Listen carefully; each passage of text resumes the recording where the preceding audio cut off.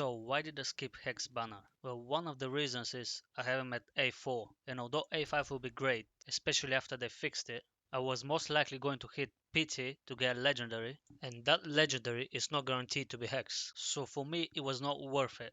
Especially where my account is now. I beat most of the content, all stage 21s in gear raids, Nightmare Void Rift cleared, and I have enough good legendaries to not feel like I need to have a certain hero.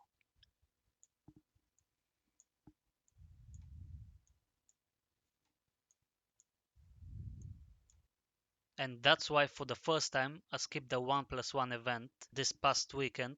Because yes, there are good heroes that I would love to have, but they're not going to bring that much to the table when I've cleared most of the content. And let's be honest, the 1+1 event, even if there's a high possibility to get low tier heroes, it's still fun to get two legendaries at the same time. And of course, the more legendaries you get, the higher chance to get a good one. So usually I wouldn't have skipped it. But here's the biggest reason. We've learned that soon we'll be getting Lust, Arrogance Bone Skill Partner.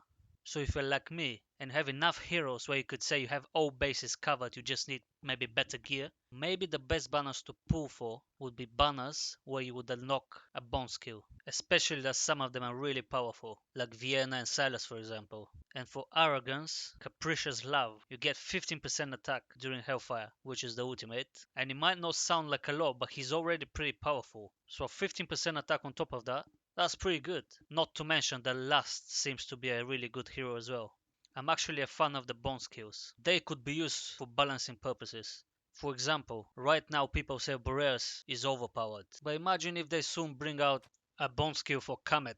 He is a strong hero, and a bone skill could put him at the same level or even above Boreas. And yes, it would mean that we'll have to get another hero, but this is the game we're playing. We are aiming to get heroes to improve our team and get better results. So I don't see that as a problem, especially if the hero is already good and you can make the hero as strong as you want it to be. So let's say if a legendary starts to fall off because of power creep, they can just add the bone skill to that hero and make it strong enough to bring it back up in the meta. And in the future, you could potentially just buff the bone skill, increase the multiplier, the damage. So from now on, I'm planning to start saving my summons for heroes with a bone skill. Of course, that can change. You never know what hero they might come up where you feel like you need to have it.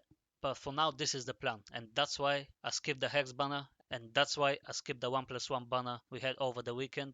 And it is fun to summon and try to get heroes. But I think especially if you're getting to late game and you feel you have all the bases covered, you should start thinking of saving summons for something more impactful and not just because you want a hero. But then again, it's your game, so you decide.